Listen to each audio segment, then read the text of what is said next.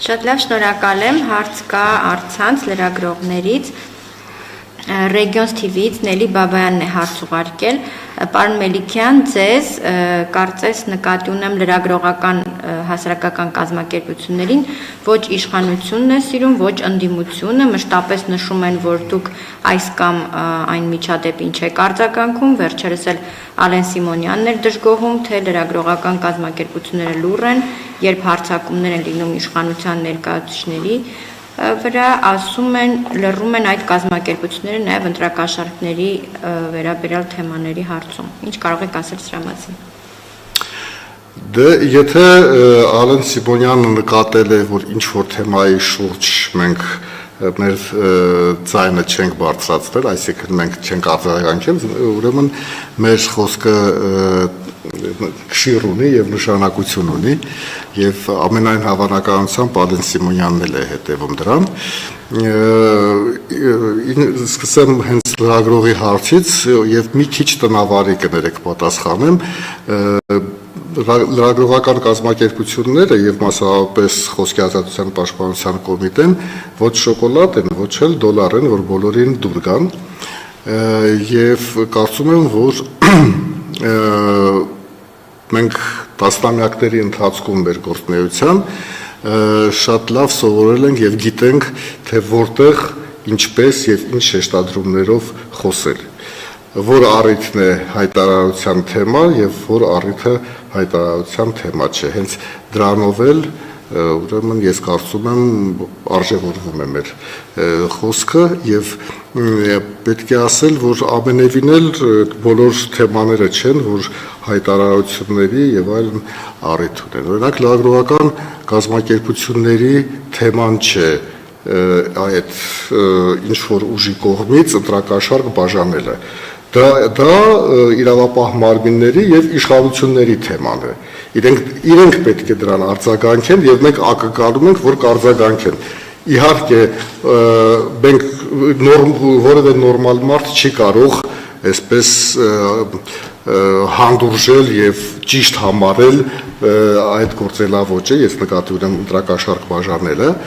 ոչ մեկը չի կարող դրա հետ համերաշխ լինել ողջամիտ մարդկանցից կամ շահ այդ գործընթացից ունեցող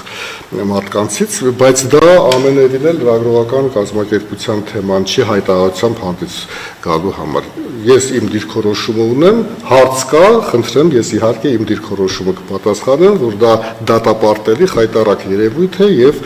դրա դեմը պետք է առնի եւ իշխանության պարտականությունն է ապահովել դա։ Ավելին ասեմ, որ այս իշխանության արժանինքներից մեկը այս 7-8 տարվա ընթացքում այդ դա էր, որ ընտրակաշառքային ապաշխարաբաժանվող ընտրակաշառքը արմատախիլ արվեց, հիմա նոր մեթոդներ են ման գալիս այդ տիպի քաղաքական ուժերը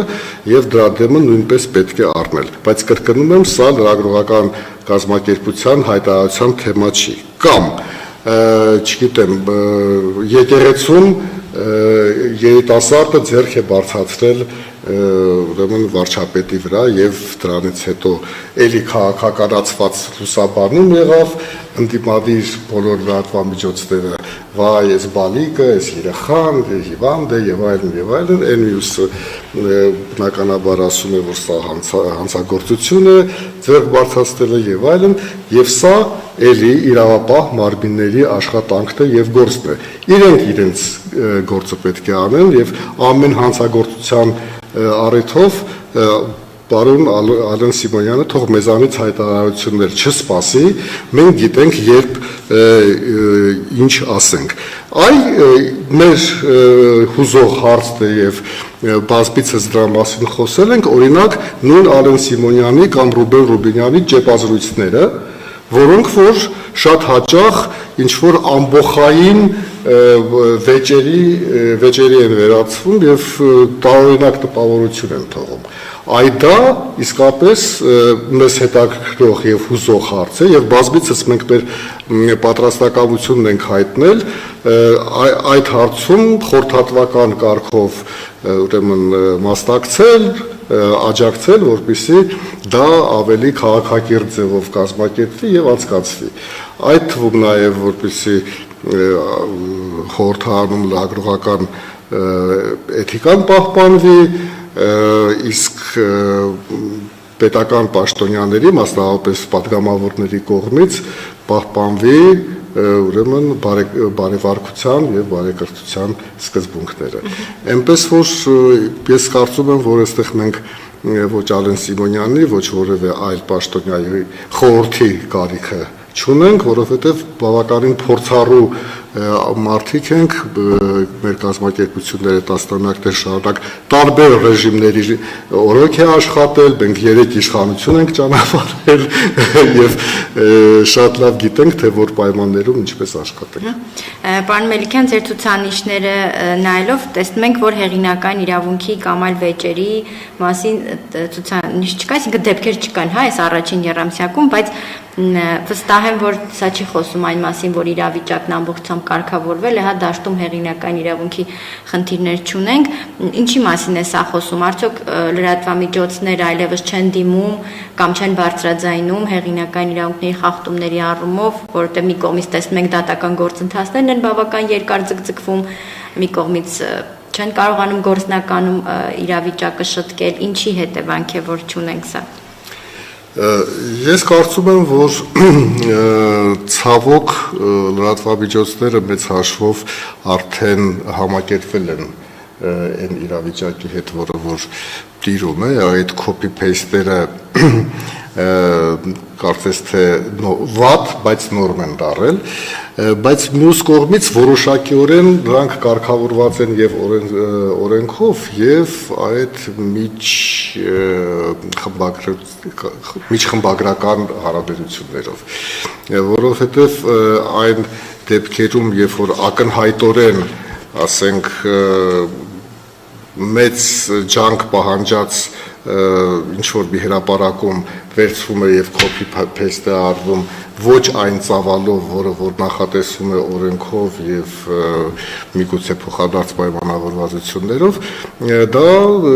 քննարկման առարկա է դառնում խմբագրերի մակարդակով կամ առանցին լրագրողների մակարդակով, բայց կան դեպքեր, որոնք որ անհանդուրժելի են Եվ այդ դեպքերից երկուսը հենց անցած տարվա դեպքերն են, երբ մարդիկ իմանալով, որ իրենք խախտում են եւ օրենքը եւ լրագրողական էթիկան, ուղղակի ֆոտոլուր գործակալությունից չեմ ուզում ասել գողանում են, բայց առանց դրա իրավունքը ունենալու վերցնում եւ հրապարակում են եւ ֆոտոլուրը դրա հետ չէր համակերպվում եւ բնականաբար ճիշտ էր անում, որ չէր հավաքերվում, հատկապես, որ այդ խախտողներից որոշները նաև ասում էին մեկ անհանգստացնի ինձ, մեկ զանգի, ինտերնետից եմ վերցրել եւ այլն։ Մի խոսքով, ովքեր որ չեն համակերպվում, նրանք դիմում են դատարան, ովքեր որ կարողանում են իրենց հարցերը միջանձնային կամ պրոֆեսիոնալ մակարդակով լուծել, այդպես են լուծում, բայց լինում են դեպքեր, երբ ոչ պրոֆեսիոնալ մակարդակով, ոչ օրենքի տեսանկյունից չի ստացվում լուծել եւ այդ դեպքերում են միայն դիմում դատարաններ։ Մանավանդ հիմնադրությունների ֆոնին շատ են բացվում նոր կայքեր, նոր լրատվամիջոցներ, սոցիալական ցանցերում լրատվականների անվանումներով էջեր, որոնք չունեն հասցե, հեռախոս հետադարձ կապի հնարավորություն չկա։ Դա օրենքի ուղիղ խախտում է եւ իմիջայլոց անդրադառնալով նախորդ հարցին Ալեն Սիմոնյանի վերաբերող, ասեմ, որ այստեղ պետությունը անելիք ունի։ Պետությունը պարտավոր է նախ օրենսդրական կարգավորումներով շատ ավելի պահանջկոտ լինի եւ այդ ելքային տվյալները սեփականատիրոջ չներկայացնելը, ֆինանսական աղբյուրներին վերաբերող հաշվետվությունները տարեկան հրապարակելը եւ այլն, այդ ամեն ինչը պետք է լինի։ Այո, հիմա շատ են ավելանում այդպիսի կայքեր, ընդ որում Պարտադիր չի կայքել ունենա։ Facebook-ի էջում սոցիալական ցանց է բացվում, պարզապես լրատվամիջոցի ինչ-որ անվանումով, որ սովորական քաղաքացին դա դիտարկում է որպես լրատվամիջոց, բայց ոչ կայք կա, ոչ հասցե կա, ոչ այդտեղից ինչ-որ մեկը զանգում է, ներկայանում է որպես լրագրող, որին հնարավոր դու այդքան լրագրողների իհարկե դաշտ մտած լրագրողների եւ ոչ լրագրողների հնարավոր չէ ճանաչել, բայց ներկայանում է որպես լրագրող եւ ուզում է մեկնաբանություն վերցնել։ Ասում ես որտեղից ես, ասում է անհայտ ինչ-որ մի բան է, փորձում ես մտնել ճշտել, տեսնում ես որևէ կերպ դա չի իդենտիֆիկացվում, ոչ հասցե, ոչ հեռախոսահամար, նայում ես արած գործը ընդամենը մեկ ամսվացներից ընտեղից հավաքած բաներ են, այսինքն զուտ ձևական ինչ-որ փորձում են տեսք տալ այդ հարթակին եւ հասկանալի է, որ այդպիսի հարթակները հնարավոր չէ լուրջ ընդունել եւ պետք չէ լուրջ ընդունել, բայց կրկնում եմ, դա օրենսդրորեն էլ պետք է կարգավորվի։ Բացի այդ էլ օրենքը այսօրվա թերի օրենքը նաև նախատեսում է պատասխանատվություն, վարչական պատասխանատվություն այդ պահանջը չկատարելու համար, որը որ չի կիրառվում եւ ինձ համար շատ տարօրինակ է ամեն անգամ լսել, որ ասենք Ռուբեն Ռուբինյանը հարցը ձեզով է ֆինանսավորում։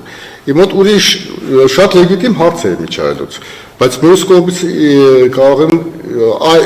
շատ ավելի լեգիտիմ հարցեր առաջանում։ Իսկ ինչի դուք տեղյակ չեք։ Ինչի դուք այնպիսի օրենք չեք ընդունել, որ լրատվամիջոցը թափանցիկ լինի, կամ այն օրենքը, որով կիսապրատ փորձում է դա